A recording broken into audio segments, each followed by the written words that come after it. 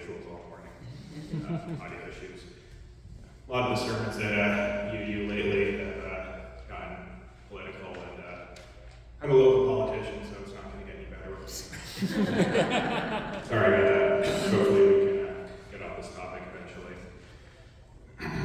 Hello. Just to introduce myself again, my name's Matt Lemming. I've been a member of this congregation since 2022.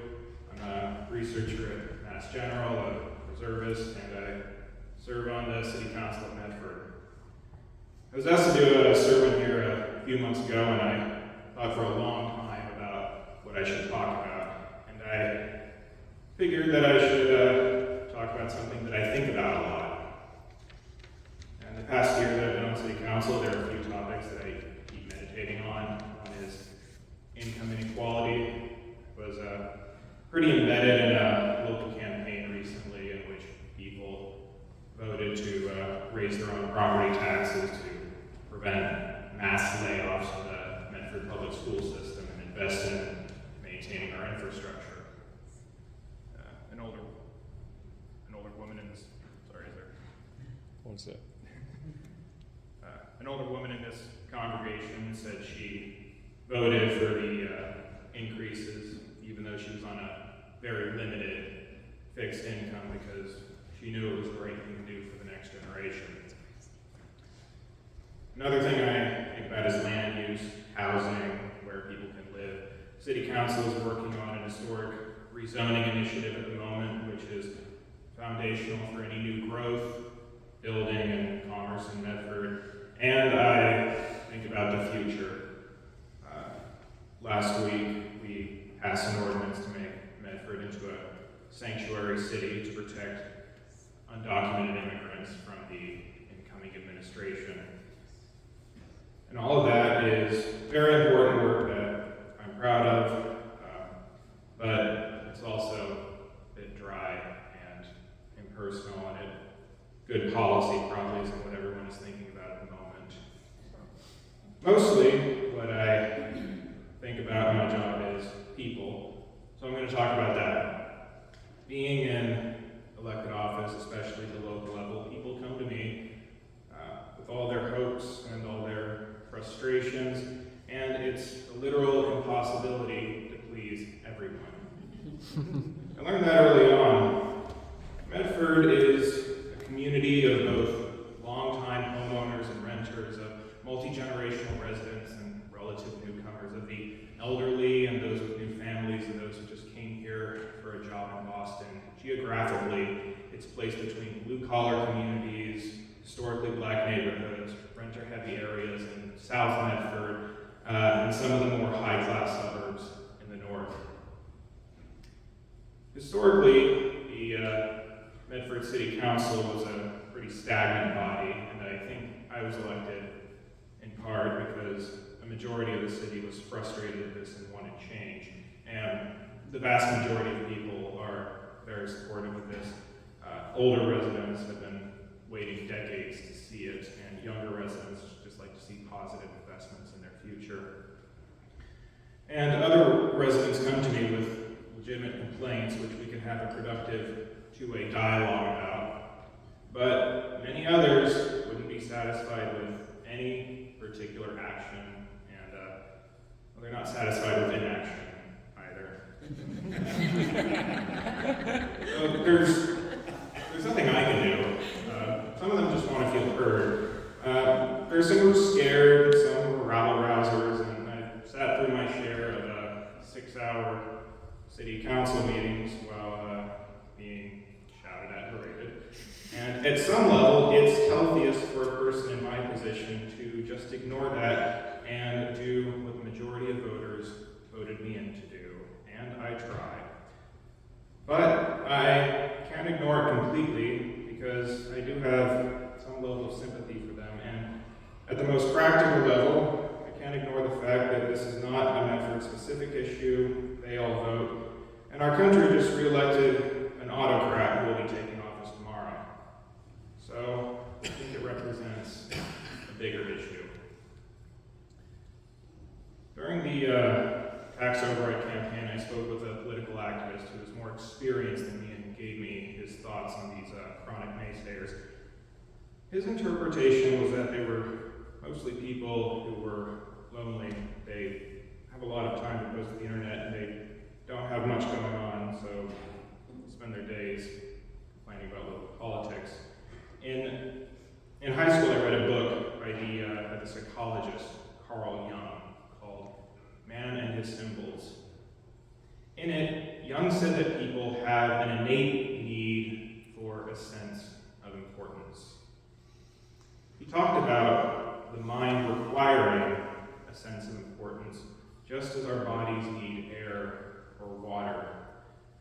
Some people feel important through their occupation. Some people feel important by supporting their friends and their community. Some feel their importance through their expertise on a particular topic, and some feel important by being good parents.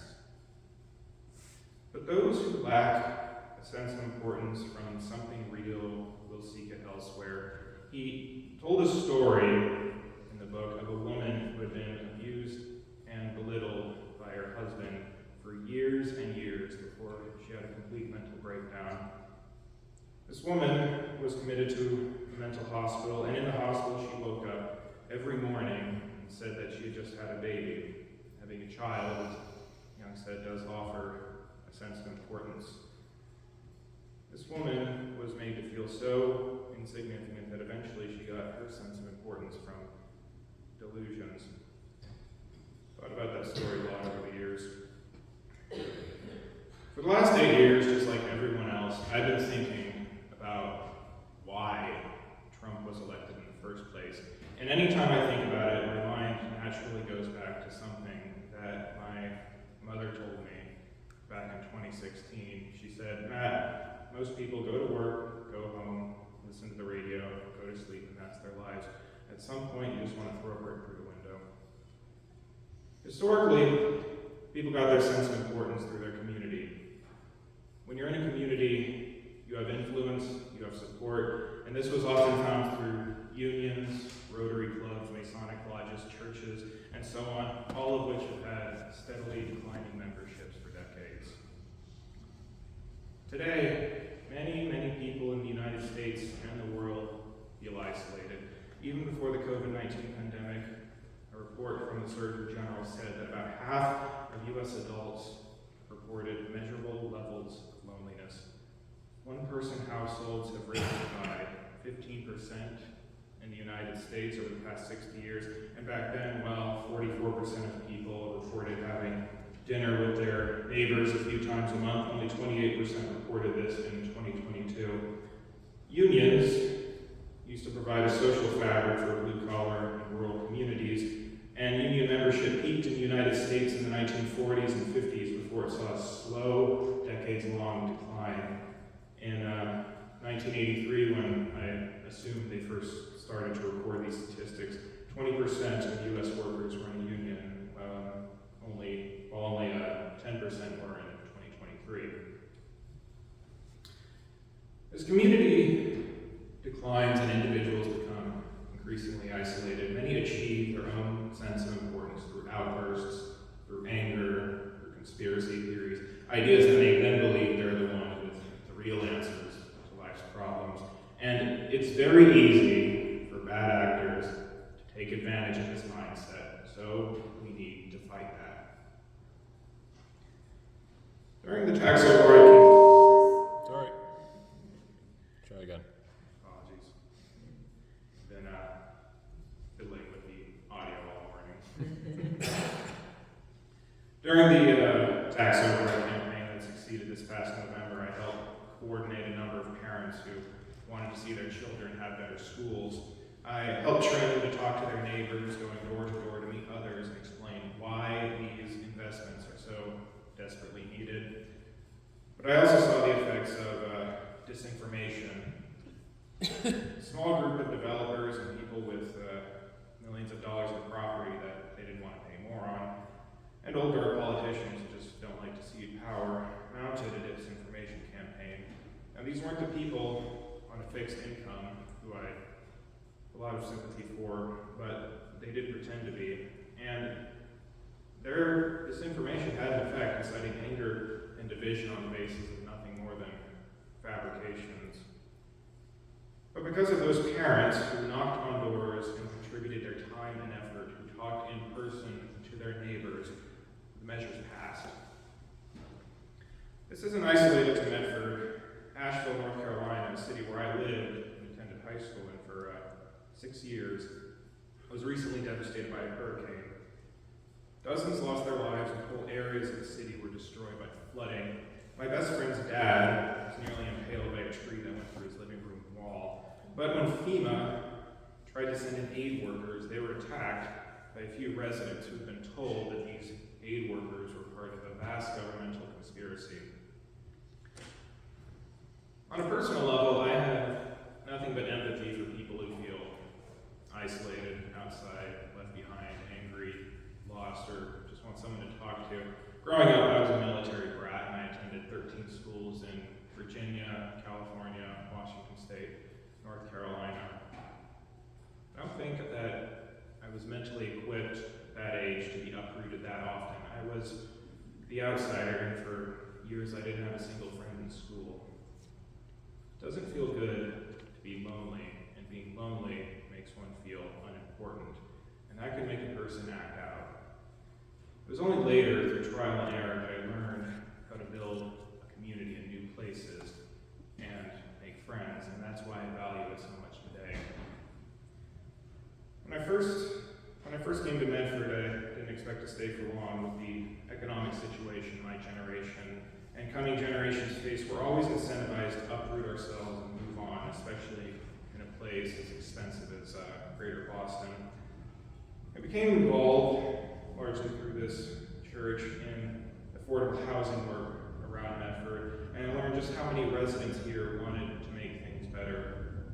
This work brought me and a few other activists around Medford to lobby City Council on affordable housing initiatives, and I quickly learned that while politicians can rarely make change happen by themselves, they can easily block it.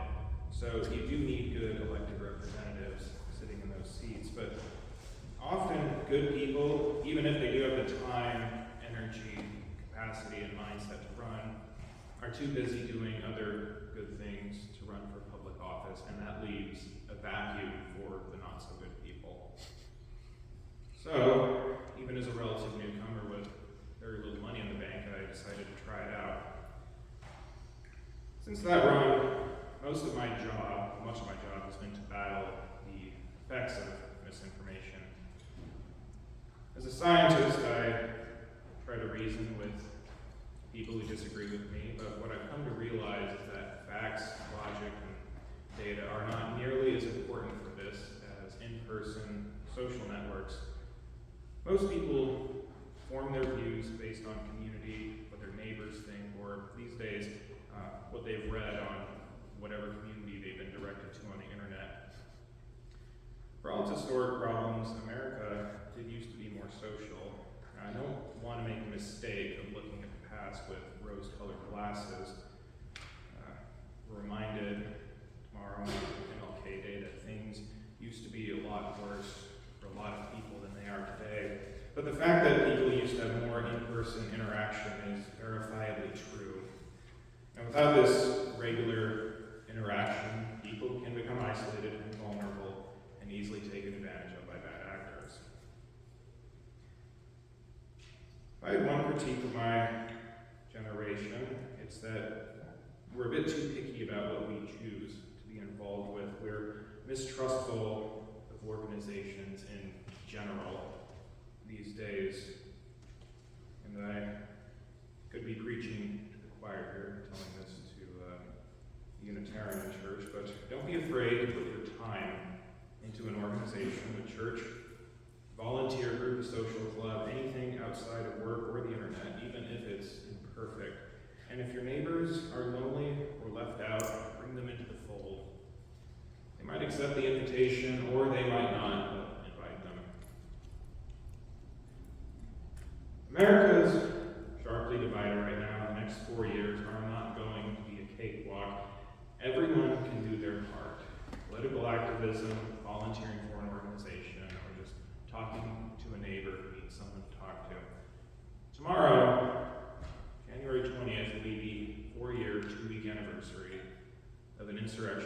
capital and we can fight back as its leader, the very man who incited that insurrection. But it will also celebrate the 96th year since the birth of America's most important civil rights leader.